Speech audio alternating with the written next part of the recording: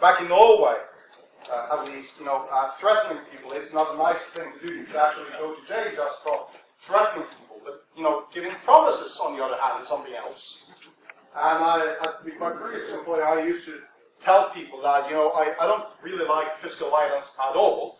So instead I can give you a practical demonstration of how to delete somebody's social security number, as an example. And most people actually really understood what I was saying with that. So, well, with that, no more stories for now from Norway. This is Cormac Herley from Microsoft Research, and I have, before I will leave the stage, Cormac, I have something that is, to me personally, very important to do, because this is Cormac Herley at Microsoft Research, and I'm just going to do it like this.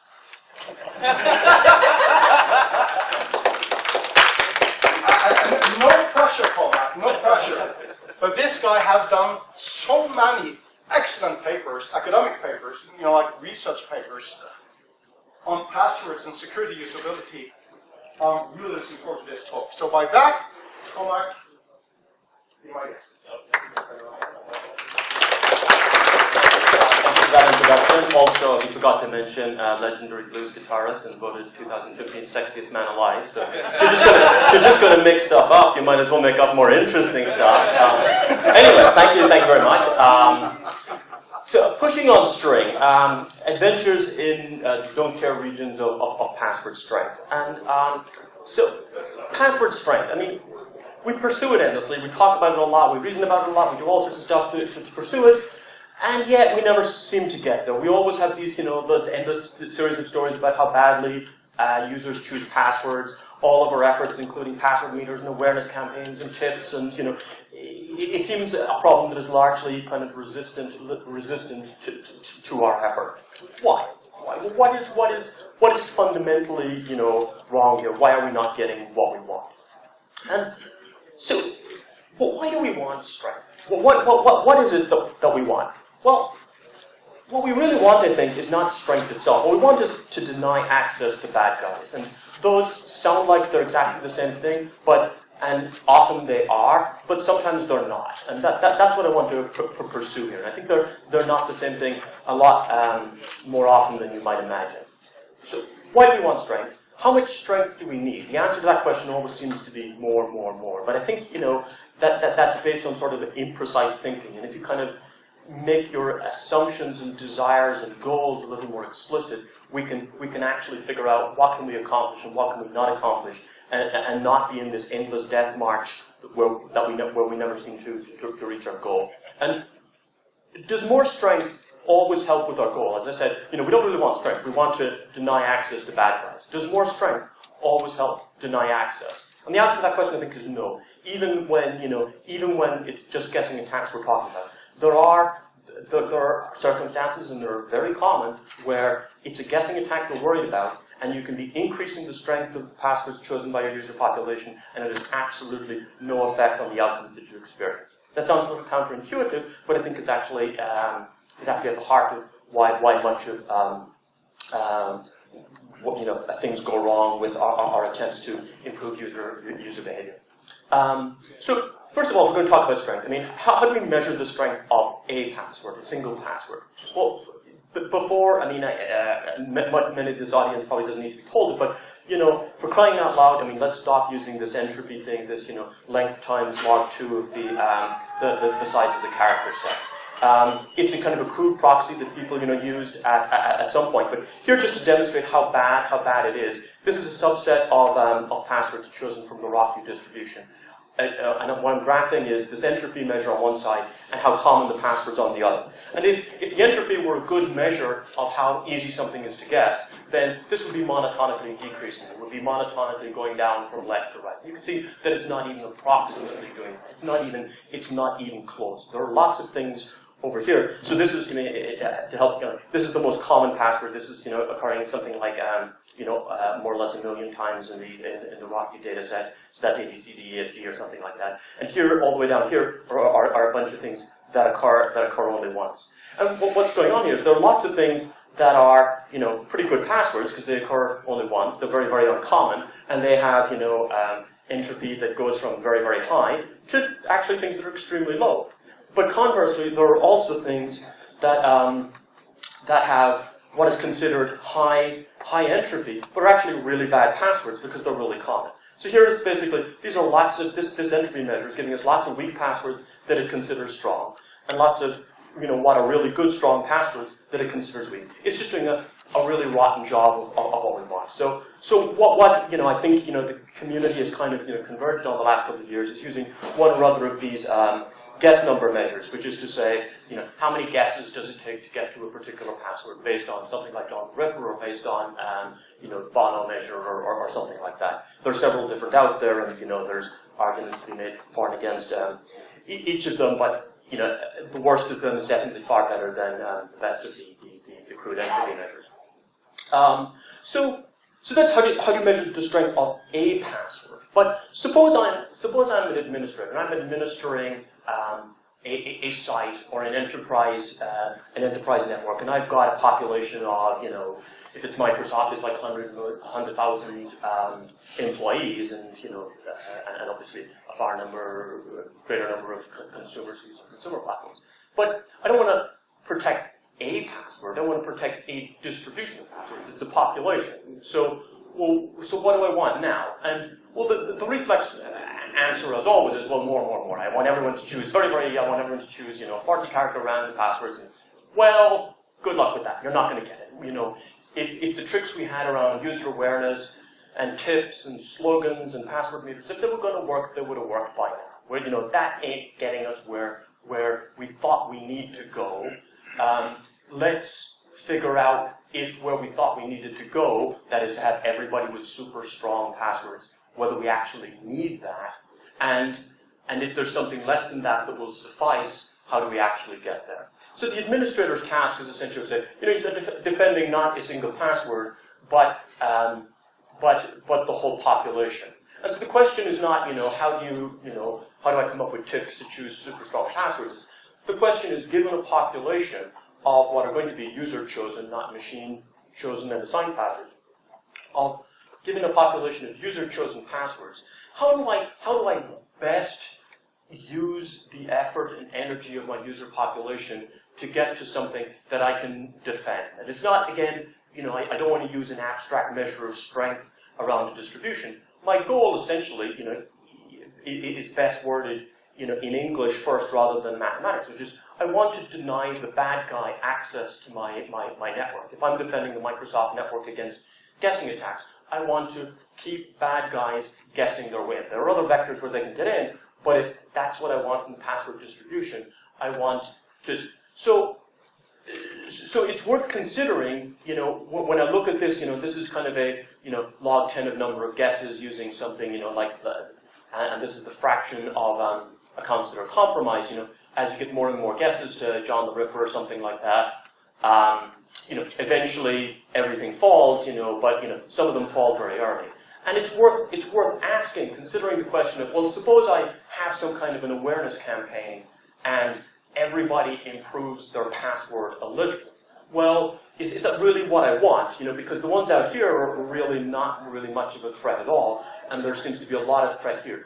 If I can pour my effort into different places, where do I want to pour it to get the maximum effect? How do I focus the energy rather than having a scattershot approach, which maybe gets everybody to improve a lot, but doesn't? My goal, remember, is not to get everybody to improve a lot. My goal is not to increase fractionally this kind of platonic good password strength that we're talking about. My goal is to deny bad guys access to my network. That is my goal, and I am successful insofar as I succeed and improve that, and I am unsuccessful insofar as I do anything else, no matter what kind of mathematical rationalization I have for whatever proxy I'm using. So how much strength do I need to do that, to keep the bad guys off my network, to deny them access? Well, in particular from guessing attacks. Well, there are two very, very different types of guessing attacks. One is, roughly speaking, online and offline. And online, roughly speaking, is computed on my hardware. The guy is sending guesses and my server is doing the checking. And the tools I have against that are things like lockout and rate limiting and forensics and, IP, blacklisting and stuff like that. And then there's offline, where, generally speaking, when it's against a web server or something like that, it kind of means that the guy got in and stole my hash password file, hopefully hash password file, and then he's computing on his hardware. And he's limited only by his hardware, or not necessarily his hardware, whatever number of virtual machines he can steal from Azure or Amazon or anyone else. He's limited only by hardware, but he needs to steal the hash password file. So just before deep diving into that, it's important, but it can never be stressed enough. I think that there's a lot of places where strength has absolutely no influence. I mean, it has identically zero. The good, the bad, and the ugly all fall at the same time, independently of whether the password was ABCDEFG or was something 40 characters long. And it's commoner than any of us perhaps want to really admit. When you've got a database breach and the passwords are stored plain text, well, it doesn't really matter. It always sort of, I feel like I'm taking crazy pills when people look at a data breach of something that was stored plain text and they say, look how stupid the passwords the users were choosing. I said, well, no, I think the stupid people in that distribution were the ones who had the long 40-character passwords because they wasted effort when the real threat was that it was stored plain text and it was all going to breach. Given that it wasn't properly protected, you might as well spare your effort. So I drew this little decision tree of when is offline. Offline is clearly a much more serious threat in terms of the number of guesses that somebody can try against you. So here's a kind of just a little decision tree of showing when is offline guessing a factor. I mean, first of all, so here's your password file up here, minding its own business, sitting happily on your server. And there's two possible cases. It either leaks or it does not leak. Well, if it doesn't leak, there's no offline attack, and that's a really good place to be. You want to make a lot of effort to make sure that your password file does not leak. If it does leak, then you either detect that fact or you do not detect that fact. If you detect it, it's not trivial by any means, but every service essentially needs to have a backup plan in order to do a reset reset credentials across the service if you detect that it's happened. So if it leaks and the leak goes undetected, now it comes down to how is the stuff stored. If it's plain text, well, then no guessing is needed. The guy just has the password, so we're off the races. He just reads them off. If it's hashed and unsalted, rainbow tables pretty much give you more. It's not as bad as plain text, but it's fairly close. I think it was the LinkedIn distribution was stored, hashed but not salted, and 80% or so were broken in a matter of days. If it's salted and hashed, then that's what we talk about where cracking and offline guessing is really a factor. The last option, reversibly encrypted, which people tend to not talk about so much. But again, there are two options. The key either leaks or it does not leak. And if the key leaks, well, it's kind of back to plain text again, right? The guy just decrypts and we're off the races. If the key doesn't leak, well, now he's guessing against, he really doesn't have that much better an attack than doing online. So effectively, if you draw this tree, the only real path that you ought to be worried about, where offline guessing is a factor, is where things were correctly stored, salted, and hashed. If you did anything else, there's really not an offline, or in other words, the strength that you were trying to cull from your user population to resist offline guessing is immaterial if you don't end up in this particular box. Or, in other words, in particular, if you're storing your passwords plain text or reversibly encrypted, then steps to go beyond the strength that is necessary to resist an online attack are simply unjustifiable, right? There's really not a scenario where there's going to be an offline attack, and trying to asking your user population to do anything that goes beyond resisting an online attack is just theater. It's really not. There is not an attack scenario in which that additional strength makes a difference. And this is commoner than I think people think. So here's a list of some of the recent password breaches. And RockQ, of course, was famously plain text encrypted. Tianya was a Chinese company of similar size, 35 million. And if you look down through the list, I mean, in only two of these, in Gawker and Evernote, were things hashed and salted so that offline guessing beyond rainbow tables was actually both necessary and possible. In other words, in most of the breaches that we've seen, you know, all this talk about cracking and resisting offline, not a factor at all. There was a simpler attack that yielded the passwords just in plain text without resorting to any of this John the Ripper stuff. And if we're going to store things that way, then, you know, it's sort of indefensible to ask, and unnecessary and wasteful to ask the user population to choose things that protect against an attack that has no possibility of actually happening. Anyway, so that's when when there's strength has absolutely no influence because, well, you just stored it the wrong way and strength never had an option to come into play.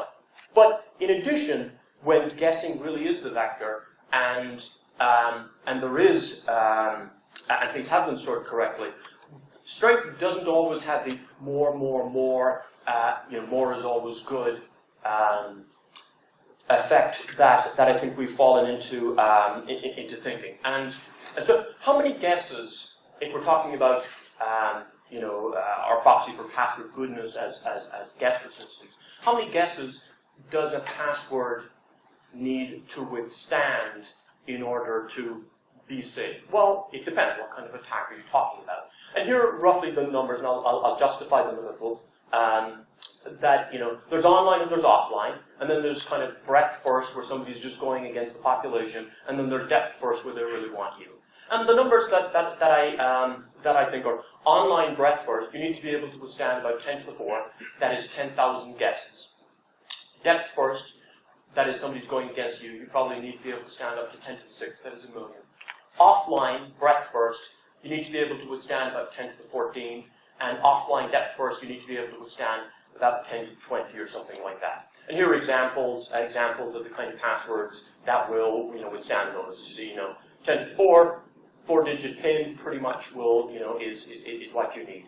And note the absolutely enormous difference between online and offline. To be safe from an online, you know, if you can withstand 10 to the 6 guesses, your password is probably going to be good enough to withstand online guessing, you know, feasible online guessing attack against a well-maintained server.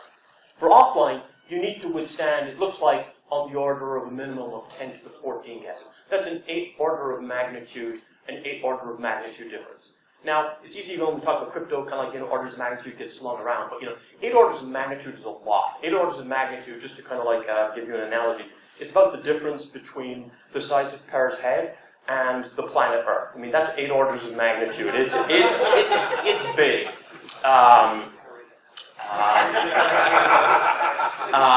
So the reasoning, just quickly, the reasoning that took me to this is so I'm assuming for the offline case that it's salted and hashed correctly, that the hash has not been iterated, and I'm going to talk about hash iteration a little bit later. And it's basically a 4-month campaign. In each of these online and offline, breadth first and depth first, I'm talking about somebody who's putting 4 months worth of the most effort they can into getting one of these accounts. So online breadth first, you can get to 10 to the 4.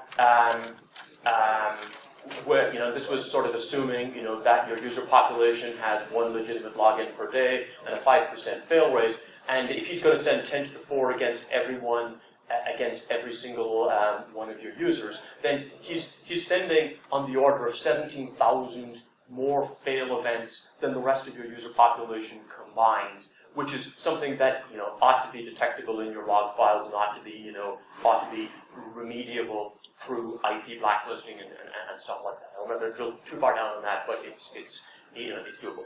Online depth first, 10 to the 6. Well, This is addressable through lockout and rate limiting. There's no reason why a well-maintained server should allow 1 million fails consecutively with different distinct passwords against a single account. The offline breadth first is where this is the numbers get a little woollier because he's running on his hardware and we don't actually know how much hardware he has. But let's assume that he's got something like 1,000 GPUs which he borrowed or rented or stole from an online provider. Each of them doing 10 to the 10 guesses per second, which I think is what GPUs currently more or less doing. And he sends this guess volume against 10 to the 6 accounts for 4 months. And offline is the same as that, the same hardware, but he sends it against 10 accounts for 4 months. He's got a certain guess budget. He just flings what he can do in. So those where I get those numbers: 10 to the 4, 10 to the 6, 10 to the 14, 10 to the 21. Now, here's the thing: when there's no gain in exceeding the online threshold when you fall short of the offline one. That is to say, remember I said that for online, and the online, here's your risk of being guessed if your password will withstand, here's log 10 of the number of passwords. This here will withstand 10 to the 4 guesses. If you'll only withstand, no guesses, well, your risk of being guessed by an online guy is extreme. But as you withstand more and more guesses, it gets better and better and better, and by the time you get to 10 to the 6 or so, you're kind of good against the online guy. Now, the red line here is, well, what do you need to stand up to an offline guy? Well, you know what? He can say, it doesn't even start to get interesting until we get to something like 10 to the 14, and then it kind of drops, and by 10 to the 20 or 10 to the 21, you're probably more or less safe. In between 10 to the 6 and 10 to the 14, what happens? Well, nothing happens, right? Nothing happens. That is to say, suppose you've got a password here that will withstand 10 to the 12 guesses. Well, no prizes for trying, right? You will withstand an online guessing attack, but so would one at 10 to the 6 guesses. You will not withstand an offline guessing attack. There are no prizes whatsoever for jumping over the first hurdle but failing to get to the second hurdle. And remember I said those hurdles are 8 orders of magnitude apart. So if the first hurdle is, let me not use purse head as an analogy anymore, if the first hurdle is 6 inches, I don't know what that is in meters, but 6 inches off the ground, the next one, 8 orders of magnitude, is 10,000 miles. So in other words, you've got 2 hurdles. One is you've got to jump 6 inches, the other one is 10,000 miles. Now suppose you really train yourself and instead of jumping 6 inches, you manage to jump 1 mile. Well, whoopity-doo, good for you. You accomplished nothing, right? You've got to go all the way to 10,000 miles, or you get no return whatsoever on your effort. Assuming, we'll revisit these numbers and how hard the 10 to the 6 and 10 to the sure. First of all, if there are any reporters in the room now, please do stories explaining the difference between online and offline password attacks, because there are almost none of those stories out in the media. It's very important to get it out. People don't know, they don't understand the difference between online and offline attacks. So do those stories. Second, for you, it's more like, this is statistical entropy of passwords. Right? In a couple of weeks now, there will be lots of people out there in large and small organizations using September 2015 or September 15 as the password, of course, with a capital S at the start. Yep. And September 2015 is actually a long password. Yep. But still, we can absolutely, I think we can agree, it's a bad password in a couple of weeks from now. Yeah, no, and kind of pursuing the proxy goal of some strength measure that you've rationalized yourself into believing accomplishes something, but doesn't accomplish the actual goal, which is denying the bad guy access, right? And that is a fatal flaw when we have a proxy for what we actually want, which diverges from delivering us what we actually want. Yeah, because with this audience discussing password strength, trust me, it's an ongoing discussion. Right. And if there are any reporters in the room, if you're going to write about online, also mention a bit about, her bowing down before me at the start. Don't forget that part. Anyway, so the numbers I put in. But here, basically, here's a graph of, log 10 of the number of guesses that a password will withstand. And here's, so remembering again, as an administrator, I'm not interested in a password, I'm interested in my distribution of passwords. I'm interested in my, I apologize to the people at the back who are standing up and can't read the lines at the bottom. But here's the distribution of passwords, and, they fall, with a certain number of guesses. But let's call T0 the minimum number of guesses to be safe, the maximum number of guesses that an online guessing attack might give me, and T1 to be the minimum to be safe from an offline guy. In between here, I just did this dead zone where increasing strength just gets me nothing. If you're going to, once you get just epsilon beyond here, if you're going to improve your password from that point, you need to get all the way to the other side, or you get nothing in return. You need to get all the way across there. Okay, so that's one what I would call input to the dead zone, where there's just you're increasing strength. You're getting you ask your population to increase strength. You're getting what you asked for, but you're not getting what you wanted. And the gap between what you ask for and what you want is very, very, very, very important. But there's more. What I call the compromise saturation point. So let's do a thought experiment. Suppose I'm an administrator, and I'm administering, a corporate network of 100,000 to 100,000 employees or so. If an attacker has 20% of my credentials, he's got 20% of passwords. Am I 20% owned, or am I fully owned? You're fully owned. I mean, for example, in the RSA breach, it started as a phishing attack. Two small groups of employees, none of whom were particularly high profile or high value, were basically phished.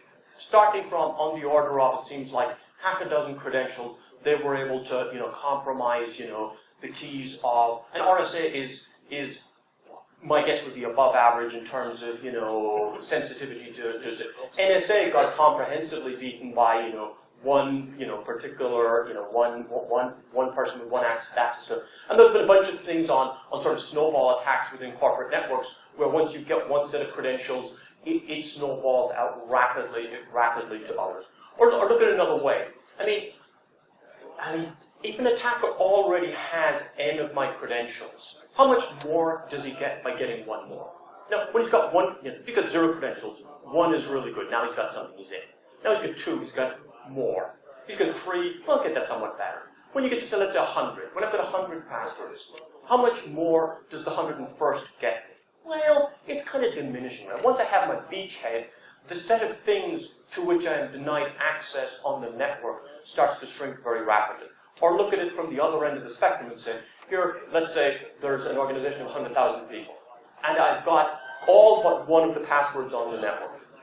What resources on this network are denied? Nothing, absolutely nothing, right? If I've got 50% of them, same thing. You have, essentially either all of the boxes or the administrator of all the boxes. You can work your way sideways, you can get everything. So, yes? Yes, but gaining access to the account of Bill Gates is like, that is the one big thing. So, absolutely, but if you get access to, there are two parties, let's say, to every email. So without having access to Bill Gates' email, you'll get to see all of the emails that, from the other parties, right? So the claim essentially is that the additional gain decreases steadily with the number of credentials that you've got. And after getting a beachhead, your gain, decreases. So it's like Amdahl's law applied to passwords. It's whose law? Amdahl's law. Amdahl's, yeah. The incremental gain of adding additional processor, Yeah, going from 1 to 2 processors, doubles. Yeah. Each additional incremental gain is less than this. I mean, it's certainly his gain saturates, I think, quite quickly. And I think, I'm not ready to put a precise kind of, mathematical formula on it, but I think it's reasonable to say that the fraction of resources controlled by the attacker, or 1 minus the set of stuff that is denied to him, increases very rapidly. So here is the fraction of credentials that he has between 0 and 1. Here he controls everything, and so nothing is denied to him. Here he hasn't anything yet. But once he gets his beachhead, things get up very, very, very, very rapidly. So and it diminishes. Well, if it's monotonically decreasing, it's necessarily much faster than linear. And at some point it saturates. At some point, I don't know whether it's 100, whether it's 1% or 2% or 5% or 10%. But I'm going to assume it has this kind of a shape to it, and we can argue, and we will, I'm sure, about, where the knee of the curve is. But I'm going to call alpha sat. I'm going to call that the point at which his control effectively saturates, where adding additional credentials doesn't really, I already have 100 credentials, 101 isn't going to get me more that I don't already have. That's the essential. And so this is going to be clearly very different across organizations. RSA got, comprehensively, owned by a fairly small number of credentials. But it's going to be very different for a website, than, let's say, an enterprise network. And here I'm chiefly interested in enterprise networks. But I think by the time someone has 10% of your credentials, I think it's fair to say you're pretty much owned. There's not many things that he wants access to that are password enabled that are now denied to him. So once he's got 10%, he's kind of got as much as he's going to get from the password from the password part. Okay, well let's think through the implications of that, shall we? So remember before we had this thing and I said, well I showed you this, there was a chasm T0, T1, and there was this online-offline chasm where increasing strength had absolutely no influence on outcomes. Well now in addition, there's another axis here. This is log 10 of the number of guesses a password will survive. And this is the fraction of credentials compromised that are already compromised by an attacker.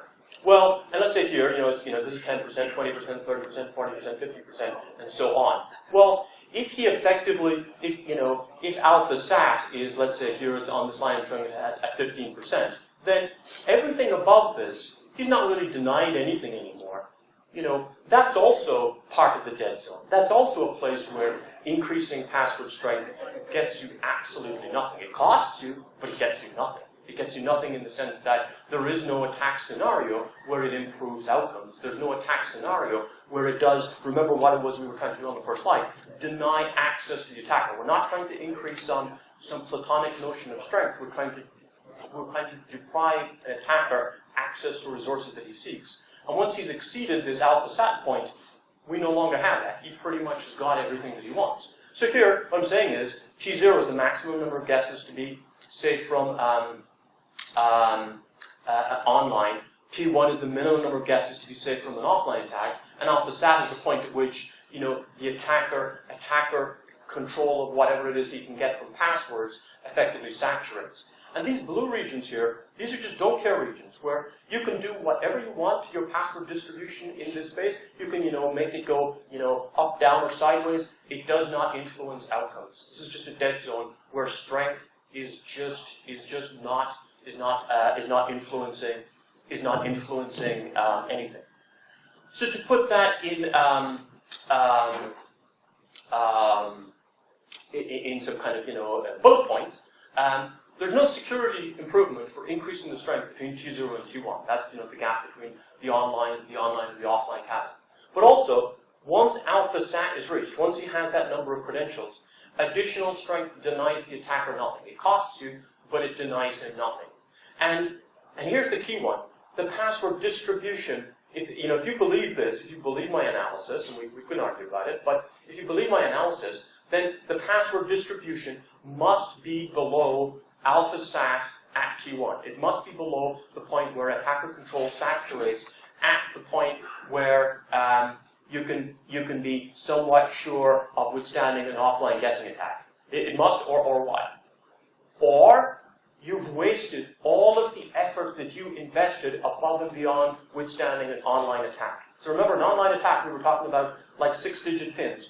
You can have your user population jumping through hoops for you, having 20-digit random, or you can have 50% of your population choosing random 20-character, 40-character, truly cryptographically strong things, and still have an outcome that is no better than if none of them had exceeded the online an online guessing attack. So let me just kind of is on this slide or this slide?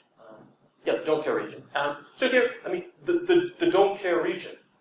It's just the same graph as before. But what I wanted to call out here is, look, I've kind of drawn on here a couple of speculative curves. And generally we say, these curves are, this is the fraction of credentials from a password population that falls with a certain number of, log 10 of guesses here. Here's my T0, again, that's the online, that's the offline, and here's alpha SAT.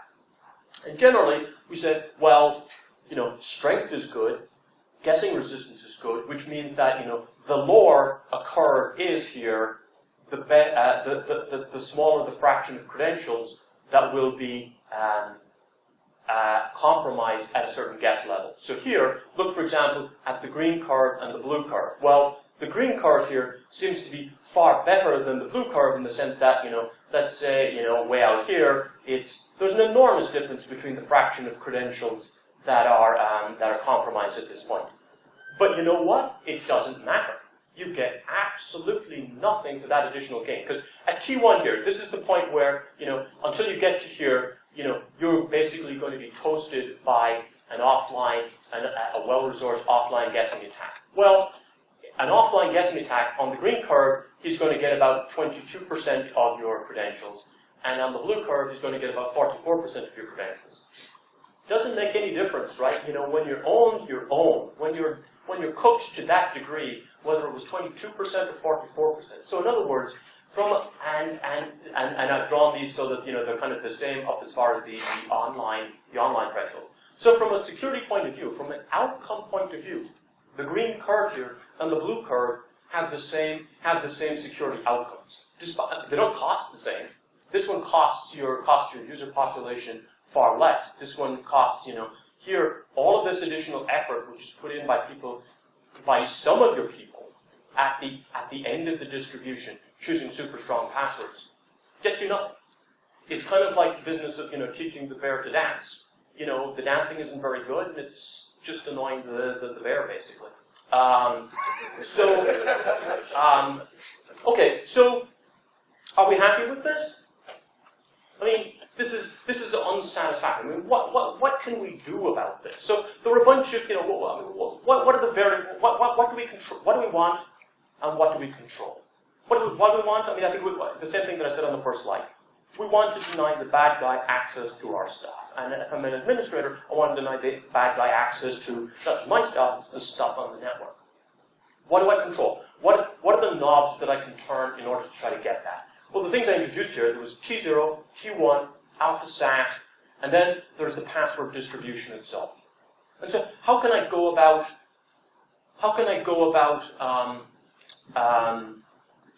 I do apologize to the people at the back here. It's kind of hard to see the.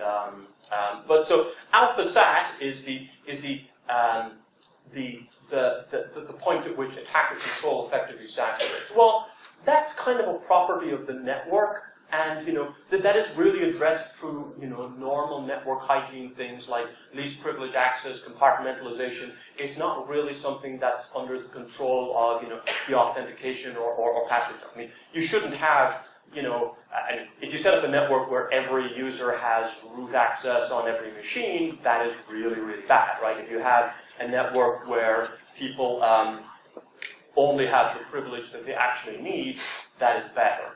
Somehow things always manage to creep, and no one says, "Hey, I don't need that admin access anymore." But that's addressed through the normal kind of policy stuff. T0. This is, remember again, this is the maximum number of guesses to be somewhat, to be safe from online guessing attacks. Well, that is addressable largely through things like throttling and, that is pulling this number back, making sure that an online guesser, instead of being able to send you 10 to the 6 guesses, as I said, maybe only 10 to the 3 or 10 to the 4, is addressable through good throttling techniques so that it's hard for somebody to send a million guesses against any one of your accounts. What about T1? Well, T1 is, remember, that is the minimum number of guesses to be somewhat safe against a well-resourced offline attacker. And I don't really control its resources, but one assumption I did make in there was I said salted, hashed, but not iterated. One thing we can do there, which does pull this back, is hashed iteration. I'll talk about that in just a second. And then the final thing we can do is improve user-chosen passwords. So basically what I can do is I can try to push AlphaSat up, but that's a network thing and very hard to control. I can do throttling here to try to pull this in. I can do hash iteration to try to pull T1 to the left. And then I can try to control the password distribution using, the usual mix of awareness campaigns and whatever else we do. Just look briefly at hash iteration to decrease T1. So I said, I came up with this number of 10 to the 14 that I thought was reasonable for a well-resourced attacker, assuming no iteration on a 4-month campaign. If I iterate the hash 10x, I reduce T1 by 10x. In other words, I took it from, iterate your hash a factor of 10, you reduce it from 10 to the 14 down to 10 to the 13, which is a good deal, which is a very good deal. Now, can we iterate until, let's say, I can pull that all the way down to 10 to the 6 or so that, I kind of more or less close that gap? That's actually, I think, hard, particularly for, so if you look at, there has to be a maximum amount of time that you will take before servicing a guest. And for large web services where you're running and you've got hundreds of millions of people authenticating against you at any given time, if you assume a maximum 10 millisecond delay that you're willing to put into the hash iteration, and you take, 1,000 GPUs can do, just using this 10 milliseconds, they could do 10 to the 12 guesses in the 4-month campaign that we were talking about. So if you've got a guy with that kind of resources, even if you set a max of 10 milliseconds, if he throws all of that against 100 accounts, he's still able to do 10 to the 10 guesses, right? So it's pulling it all the way down to 10 to the 6 or so is not really feasible. You can pull it down from 10 to the 14, but a fairly conservative estimate says 10 to the 10 is probably about as low as you can go using iteration alone, which is one of the reasons why I think the stuff that Jeff was talking about, this morning with Argon and memory sensitive things that consume not just CPU are so interesting. But it's hard, given what we currently have, to go much lower than 10 to get to 10 to the 10, and I think numbers like 10 to the 11 or 10 to the 12 or higher are far more realistic. And it only gets worse because GPUs, generally get better, not worse. So finally, that was, okay, remember with AlphaSat, can't do much about that. T0, that's an online. Offline T1, hash iteration seems like a really good deal. Okay. And then finally, improve the password distribution. And so what tools do we have to alter the password distribution? Well, there's the usual mix, education campaigns, and password meter, and blacklists, blah, blah, blah, blah. Now, remember, what do we want, right? The don't care region told me that the distribution must be below AlphaSat at T1. And changes to the distribution in the don't care region just don't improve outcomes, at all. The problem when we try to influence influence password distribution stuff is that the tools that we have are largely indirect and unfocused. In other words, they're indirect because, I'm the administrator and I've got 100,000 users and I say, users, please do this and here's tips and here's blah, blah, blah, blah, but they choose the passwords, not me, right? And I can sing and dance all I want, but they choose the passwords, and we've seen that they're largely resistant to, and they show great ingenuity in circumventing things that we thought were foolproof and getting them to choose stronger. They are unfocused in that, well, remember, the don't care region, there's big areas where, improving strength here doesn't matter. And like, if AlphaSat is 0.1, meaning the guy, an attacker saturates when he's got 10% of my network. Well, suppose I have some genius scheme that gets all of my population to increase their password strength margin. Well, 90% of that effort was just wasted straight away because 90% of your population lies above AlphaSat by definition. Everything you do, 90% of your effort is just poured down the drain. In other words, you can't focus the energy where you want it, which is on the particular cases that are causing you most problem, which is the particular cases of where the attacker has easiest time of gaining access with the fewest guesses or fewest resources. So how do we achieve this need? So education and stuff like that, I think, is really. Two tools kind of stand out as blacklisting is, for online guessing in particular, it is direct and it is focused, right? By blacklisting I mean no, I'm sorry, the top 1,000 or 10,000 passwords from the Rockview distribution are just banned unilaterally. Sorry, you can't choose Snoopy as your password. Sorry if that's a problem.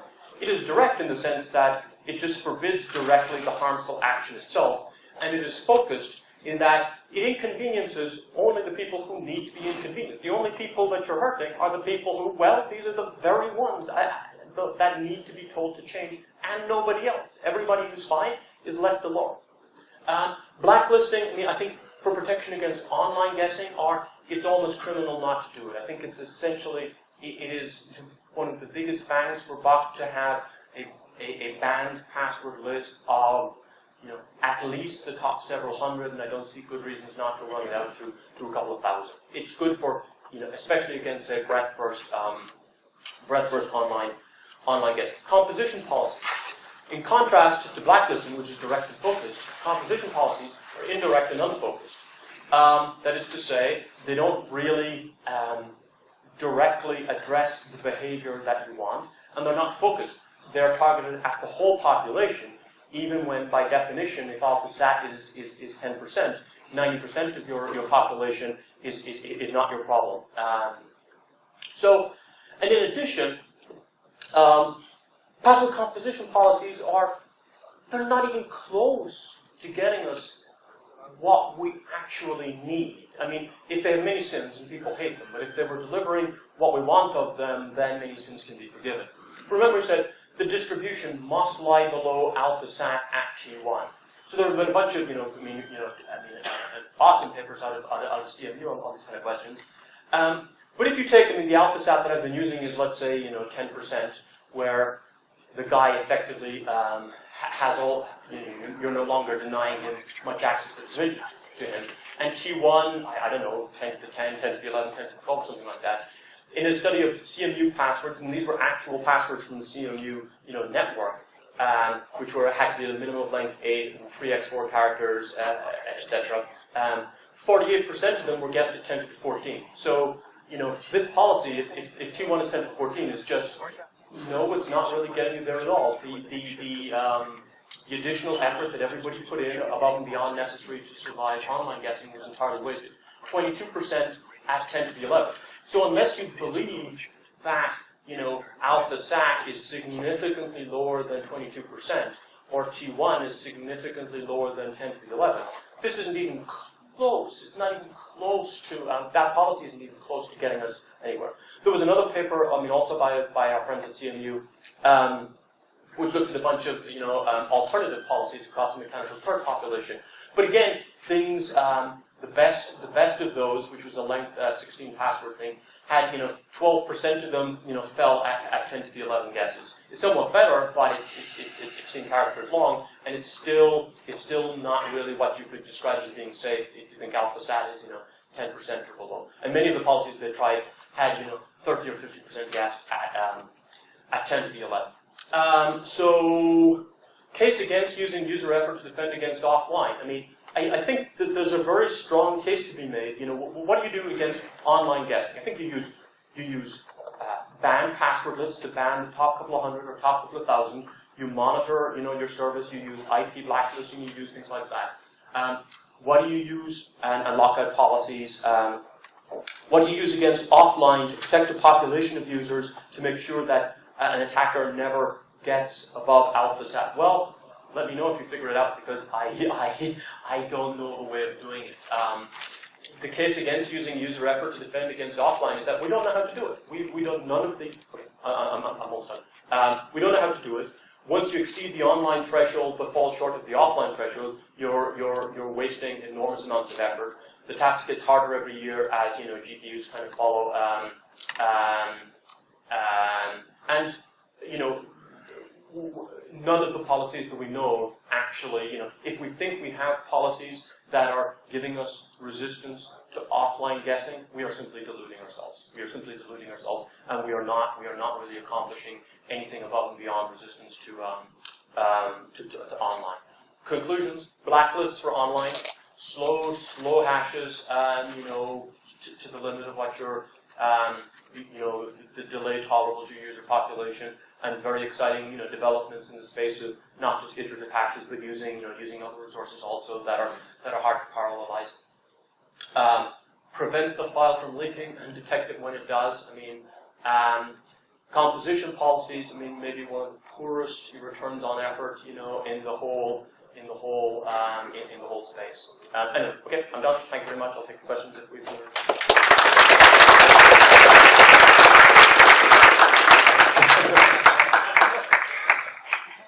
Okay, questions. First of all, very fundamental flaw in the entire presentation. Okay. Cracking more passwords doesn't give the attacker anything. That's wrong. I crack passwords, and for each new one, my heart is flooding with pressure. So that's fundamental. You have to change that in your presentation. You don't know this. These people. Okay. Questions, and there are probably lots of them. There will be a speaker and participant dinner later today. And we're in Las Vegas. There's nothing else to do here but to talk about passwords.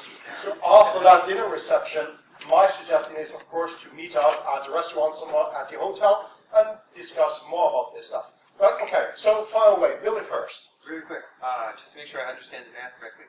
For a password manager, we're considering the case of a master password and thinking about offline attack scenario. Am I correct in assuming that AlphaStat is 0? Yeah, I think AlphaStat is a property of a population of users, and for Just making sure I understand. Well, that means that I do understand how AlphaStat works with the population. Thank you. Yeah. So you mentioned that slow hashes and iteration are a good defense. Does that mean that really instead of concentrating on users, we should concentrate on marketers and make the pages load faster by reducing some of the tags and ads and so on? So we can use some of that delay for iteration instead of marketing. Tell us how you really feel. No, I think that the contribution of slow hashing to page load delay is probably very minor. 10 milliseconds is not below the threshold of what is meant. Would be noticeable to users. I think if you go to 100 or 1,000 milliseconds, that's going to be noticeable. But I think I chose 10 milliseconds more to the point of, if you've got large web services that have on the order of hundreds of millions of users, they're getting pounded all the time, and you have to handle many. But so I think the auth is handed off to a completely different set of servers from so. There's no reason not to tweak the delay to 10 or slightly higher milliseconds. And you could cut down on marketing.